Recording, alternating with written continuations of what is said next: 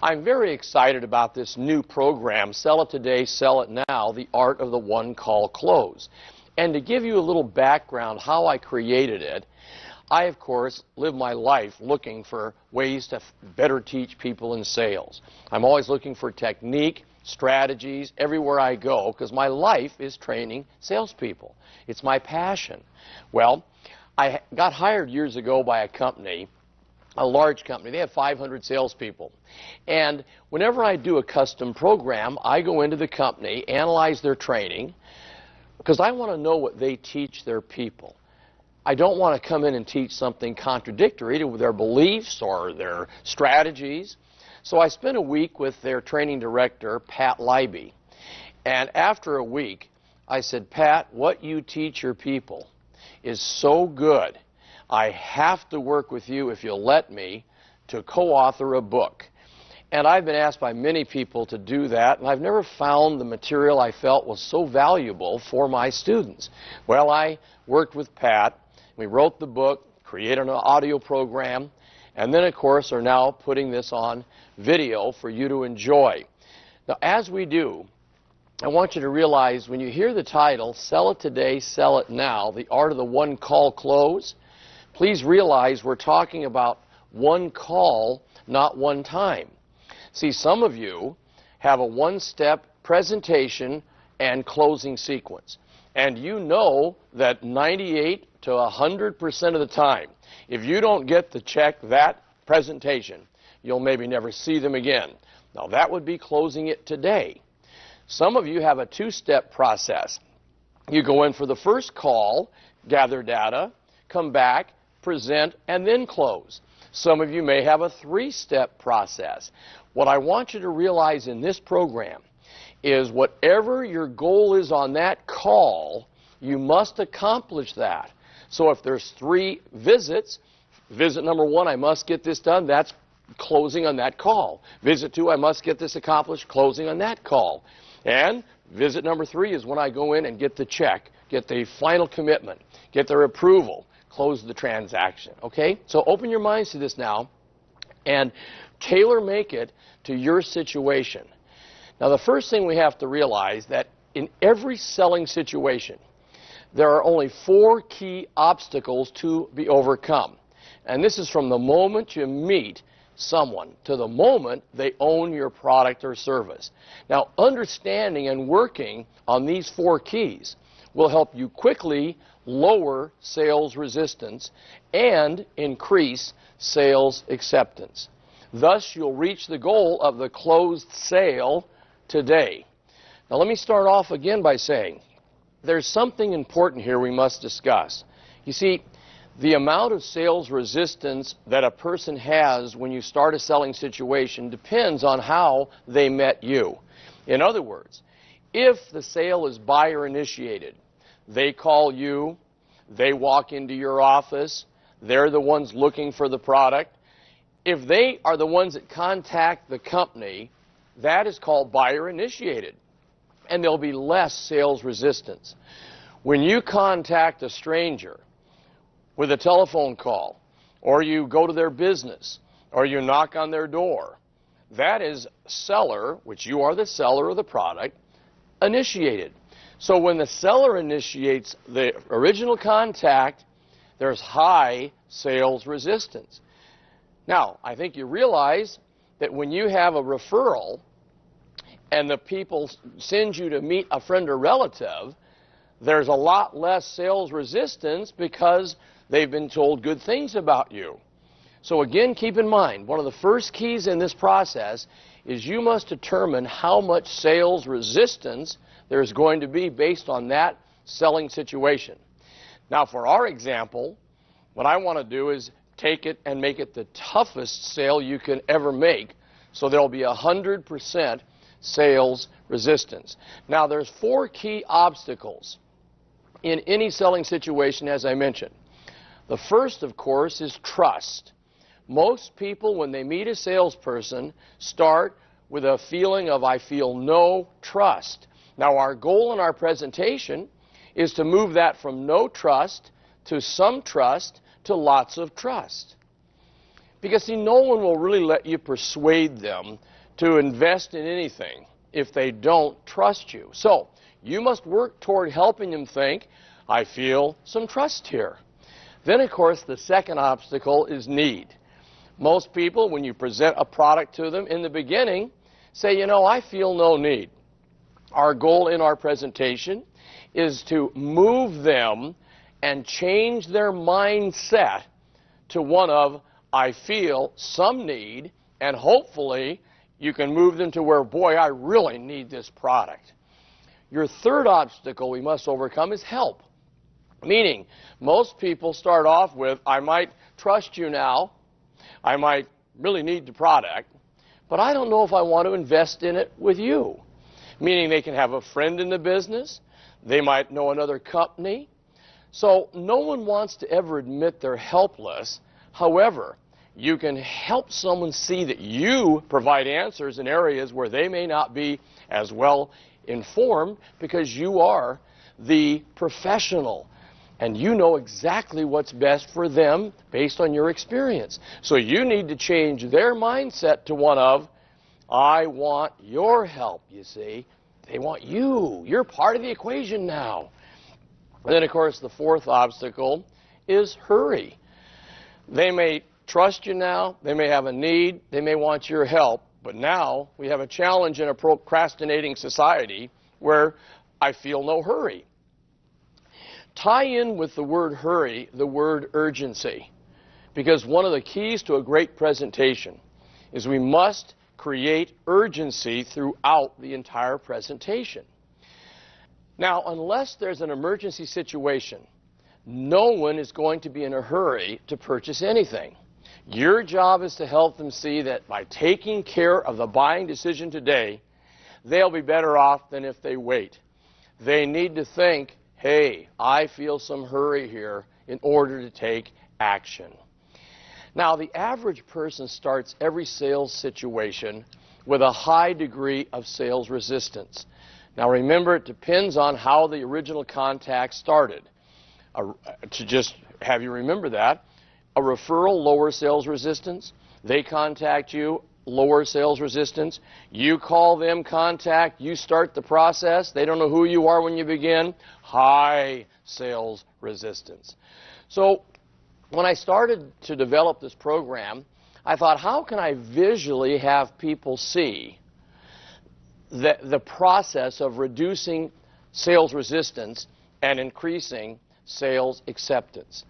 So what I decided to do was use the thermometer, because your goal is to see visually how we lower it, and we're going to do it in 10-degree increments. So your job is to lower their sales resistance by degrees until it reaches 0 degrees. And that's our goal. So watch the thermometers as we do this presentation, because it'll visually show you how our job has to be handled in closing on this visit.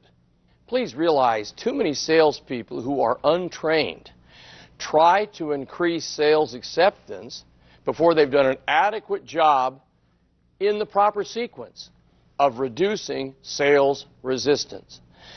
So the Sell It Today system works like that. We're going to look at our thermometers. I'll put in each of the 10 degrees of reducing sales resistance, and then we'll put in the 10 degrees of increasing sales acceptance, and when we're done, we'll have a closed transaction today. So let's start off with the first 10 degrees, lowering it from 100 to 90, and that is the word appropriate. Everything they see and hear from the moment you meet them should be appropriate for the time and place.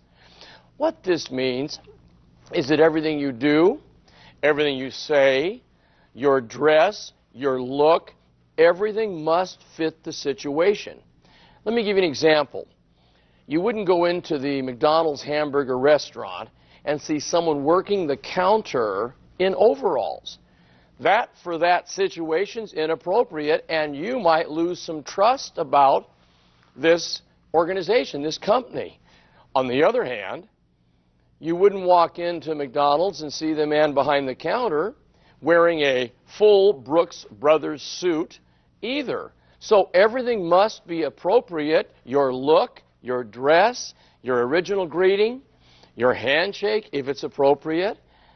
Then what happens is just that lowers sales resistance by 10 degrees. The second thing we must work on is the intention statement. Now, your intention statement contains two things. First, it must clearly explain what your intention is. In essence, you walk them through what will happen during your time together. It's almost like an agenda of sorts. Then you'll ask them what they think about it. It's the flow of events. The second thing is it must imply, not state, that it's okay to say no, that this isn't for everyone, that I don't get everyone involved in this. I'm not going to apply any pressure here. Now, what I'd like you to do is listen and watch as I present now a paragraph that'll show you these items. Ready? John, Mary, due to the fact that we have such a great reputation for quality products, thousands of clients have entrusted their business to us. However, it's not for everyone, so we at Tom Hopkins International don't believe in high pressure. Tonight will be an educational experience that will allow you to determine if what we have to offer will truly benefit you. You see what happens when you do that? The people you're presenting to relax and open themselves up to allow their curiosity to take over. So now we've lowered it another 10 degrees with our intention statement. Now the next thing we're going to do, I call the 3 C's. These are the next 3 things we do to lower it another 30 degrees. Now the first C is so important. It's called commonality. Commonality. See, you must be like a detective and look for clues as to their backgrounds, their likes, their interests, habits, their business, anything you can find that you have in common with them. And that's, again, part of getting in there and doing the original presentation so they feel you have something in common with them. The next C is credibility. Credibility. Now, you must learn the story of your company, and you need to back it up with facts and establish 2 things. The bigness of the company, if your company is large, big reputation, been in business for years, or the quality of service you render to clients. See, I believe a professional salesperson takes his or her company, and they'll make it a benefit based on what the company is like. If I worked for a small company, I would find a way to make that an advantage. I would say, John, Mary, I did research and looked at all the companies that do what we do. I saw huge companies with thousands of people. Then I saw companies like ours that had a few true professionals and gave more professional service, and so that's why I chose my company. See, you've got to learn to take your company and make it the best based on what you have to offer the client. If you do that, you'll lower it 10 degrees more. So now we go to the next C, which is called competency. Surprisingly, if you do the first 4 steps properly, this 5th one is almost carried, and it's competency. You see, if you've done everything right so far, they start looking at you as a competent person. It'll be assumed in the eyes of your future client. So again, let me let you hear how I would deliver these 3 C's in my presentation, okay? John and Mary, let me put myself in your shoes for a moment. If I were you, I'd have a lot of questions about what I'm offering here tonight. Here are some of the things I'd want answered. Tell me if you're thinking along these same lines. What is this company all about? How long have they been in business? Is this going to cost me money? Is it going to save me money? Will my time spent with you be worthwhile? How long will it take?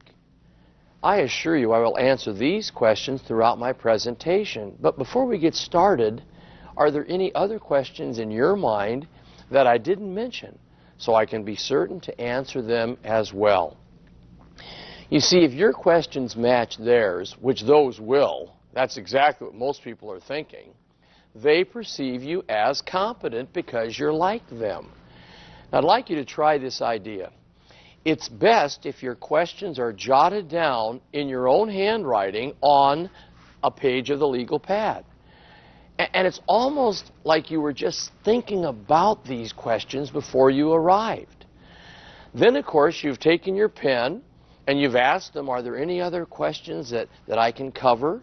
They might then say, well, one thing we're a little concerned about, and now you take and write down their question right underneath your 5 or 6 that you have on your pad. It's a wonderful way to start writing right in the beginning. And we've lowered them down now another 10 degrees. We're now going to go to the next area, which is problem identification. You see, if this lead we're working with at the table is a referred lead, you'd use the referrer as an example. Meaning, hypothetically, I'm in front of John and Mary, and Tom referred me to these people.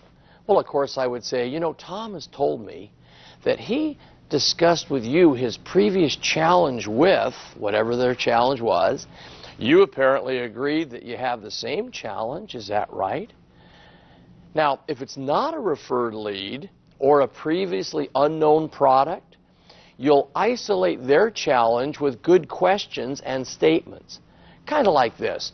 You know, John and Mary, after our evaluation, many of the clients we serve find that they have a challenge they weren't previously aware of, and that our product can definitely help them overcome it. And they've been lowered another 10 degrees of sales resistance. Then we go to the next area, which is discovery. Discovery. Here you educate them as to the value of gathering in-depth information. Using the art of questioning, we help them discover they not only have a need, but there is urgency to make a decision to go ahead. And another 10 degrees is lowered. Then we go to qualify, which is next. Now, here is where we would use our needs formula. Remember, NEADS, where we establish just what their qualification needs are. We're going to find out, what do they have now? What do they enjoy? What would they like to alter? Who is the decision maker? And yes, after all of that, we have the solution. Then we go to our next area, which is called need acknowledgement. And you would just say, John and Mary, based on what we have just discussed, wouldn't you agree that this is something your family or your company could benefit from? See, all we're doing here is getting them to acknowledge there could be a need. Now, some of you are going to be sitting in front of a couple or a committee, a group, where they made a decision before you came in that for no reason are they going to say yes today. Now, you'll have some people so strong in this area that you'll feel it when you first walk in. I mean, I sit down and I've done these steps and I can just tell because I'm not getting much input from them. So I say to myself, well, number 10 is very important here, our next step, and that's called pact acknowledgement. And it might go like this. John and Mary, I'll bet when you set the appointment to see us tonight, you didn't say to yourself, this is wonderful. We're going to spend money and invest in a new product tonight, did you? In fact, it's more likely you may have agreed with each other that you weren't spending any money and that you weren't buying anything. All I ask is that you keep your minds open to the possibility of what we have to offer. Is that fair? Now, you notice what we've also done here? This is your first attempt to get a commitment to say yes to the purchase or to do what your research reveals when you come back with that information.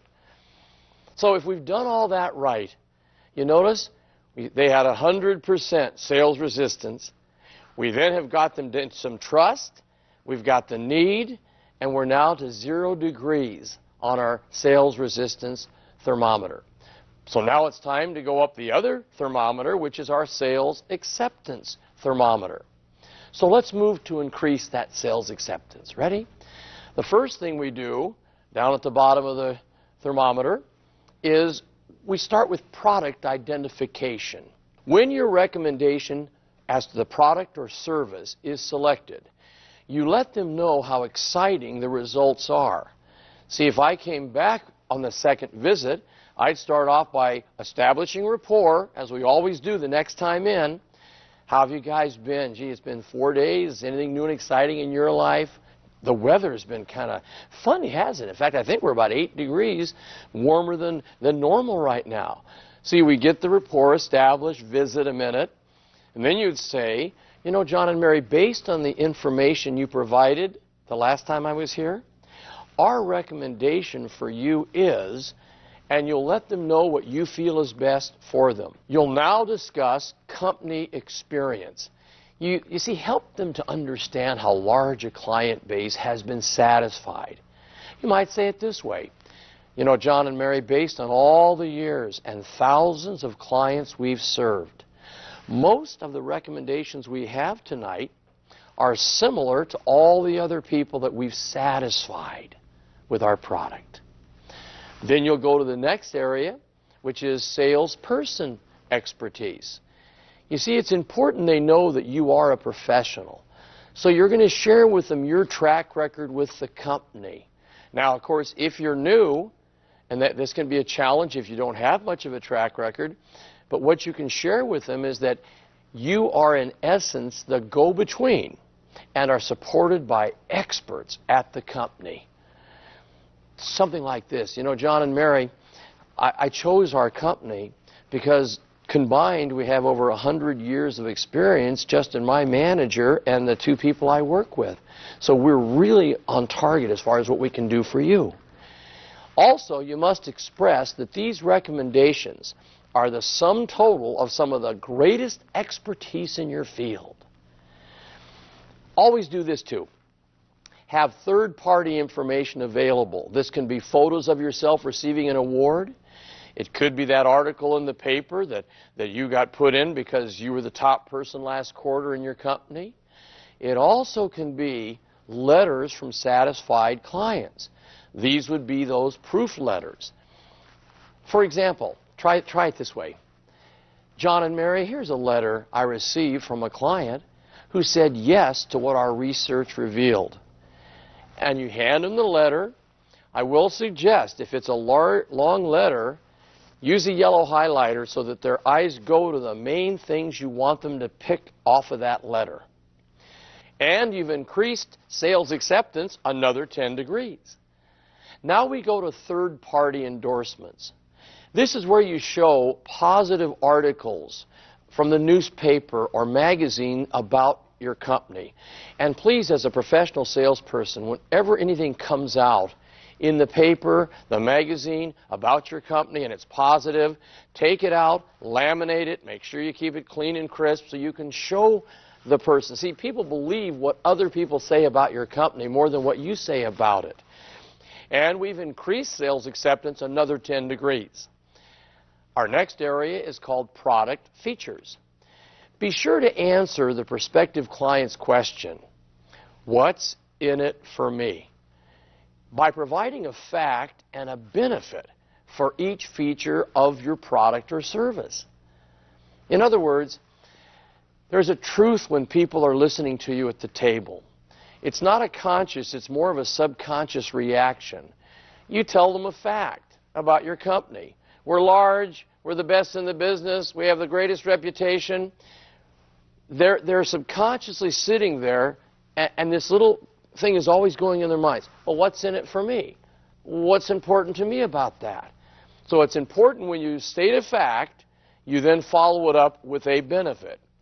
For example, let me choose a home improvement product.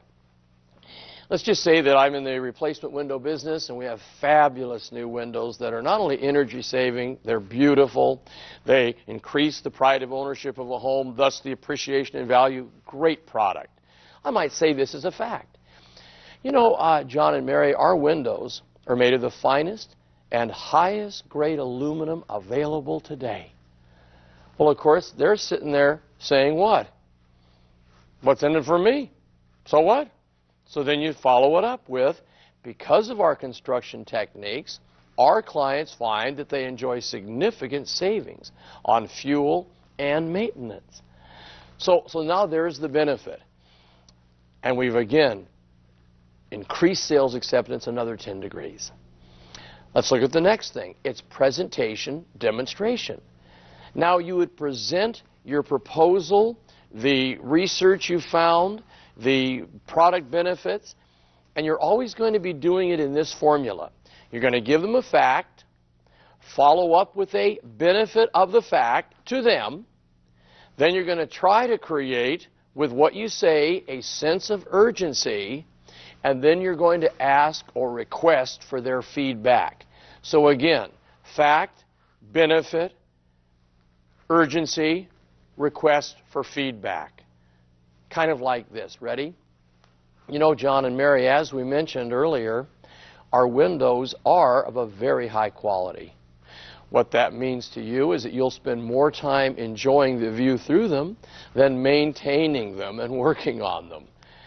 And you know, with our special fall promotion, you'll save an additional 20% on installation. So John and Mary, if you were serious about saving money on your fuel and energy costs, when do you think would be the best time to have your windows replaced? Did you see all 4 steps? Fact, benefit, urgency, feedback. Very important. And I'm going to give you a kind of an assignment I'd love you to think about, especially if you're a manager and you've been in the business many years. I'd love you to take your product or service and maybe brainstorm with your team and say, let's take a piece of paper and list every fact about our product. Then we're going to write what the main benefit to them is. Then we're going to see what are the things we can say to create urgency. And then we're going to have our feedback from them. Now, I was never aware of this when I was back in real estate many, many years ago. But, you know, I did things like this, and I think back, that's why I closed so many sales. Meaning, for example, I'm going to try to show you how I did it with them. I think this will maybe turn on some lights for you, too. Ready? I'd meet John and Mary, and they'd come into the office. And after we visit a little bit and I get them a cup of coffee, I'd say, you know, John and Mary, obviously you're looking for a home now because you've heard about what's going to be happening in the future with our freeway that's coming in. And they go, well, we didn't know too much about it. We're new to the area. Oh, boy, is your timing right.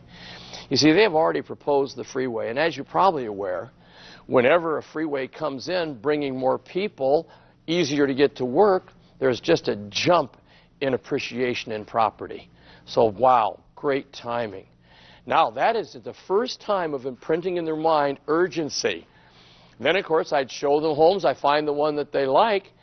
And I would then say, after benefits of the property, benefits of the location, I'd simply say, well, based on what I told you about the freeway and this home being in such a great location, being in the school district you wanted, when do you think the best time would be to see if they'll go along with us and accept what you'd like to pay for the home? Honey, we need to do this now. And then I went and got feedback from them as to, well, what do you think we should do? Just maybe make up a proposal for the seller? Come on, but in fact, before we do that, let's go over the financing to make sure it makes sense. Okay, come on in here. I'd sit them down, go over financing, then I would move into the final closing sequence. I hope you felt that, okay? Then, of course, we go to the next step to increase sales acceptance, another 10 degrees, which is called the 3-option close. Now, what we do here is we allow them to satisfy their natural urge to shop around by presenting 3 possible ways of handling their need. First, we show a product, a service, or the solution that maybe doesn't resolve their need 100%. Then we show another that does slightly more than they need. Last, we show them the product or service that you believe to be the best answer for their need. And it's amazing. They will choose 70% of the time the one you put in the middle of your presentation as you show them the 3 options. Then, of course, We've now increased sales acceptance another 10 degrees. We'll go to the next area, which is called break the pact. Now, if you remember back, in our sales resistance formula, we had them acknowledge they may have made a pact. Now we're going to break it, kind of like this. Ready? John and Mary, do you remember how we joked earlier about how you both possibly made a commitment to do nothing about your needs tonight? Mary, I'm going to ask you first. How do you feel about what our research revealed? Now, with that one little question, you listen to the answer and notice the other party's reaction. Then you ask the same question of the second decision maker. John, how are you feeling? See, each will see the other moving forward, agreeing to the proposal, and the pact will be broken. You might say it like this. You know, John and Mary, after what you've seen here tonight, do you think it might be wise to release each other from the commitment to do nothing if what we're offering truly makes sense to you and your family? Just that one little sentence, and they'll break the pact, and you've closed the transaction. And we've increased it 10 more degrees. Then we go to the next area, which is called trial summary. Now, what trial summary is you now just tell them a summarization of all the things they've agreed are important to them. You just say this. So, John and Mary, based on that, let's summarize. We've agreed that it makes sense to replace the windows for the appreciation of the value of your home, to lower your energy costs, which are skyrocketing in our country, to, of course, get it done before the summer so we have even more savings. And I would hit 2 or 3 more on that one product or service. Then you just simply say, John, so at this point, don't you agree it's a wise decision to get started this week? You know, Tom, I sure do. I think it's something we should do. And then, of course, you then move right to the next step, which is called the investment close. In other words, we now ask for the money. You just smile and say, so to get started right now, we'll need a check in the amount of, and we'll get your approval right here on our paperwork. Oh, I hope that you will work on these 2 thermometers. I also hope that you'll take each step, and if it's not quite right for your product or service, that's one of your goals in the training, to tailor make it. For you that are brand new, a lot of this may not have a lot of meaning till you get to the table or the desk of presentation numerous times. That's why it's so important you review it. You take your workbook, you analyze the 10 steps of reducing sales resistance, the 10 increasing sales acceptance. You make all this part of your presentation, and I promise you, you'll be stronger at the table in presenting. You'll handle areas of concern better. You'll close more sales. You'll get more referrals. Your income will go up, and that's what this is all about. Don't you agree?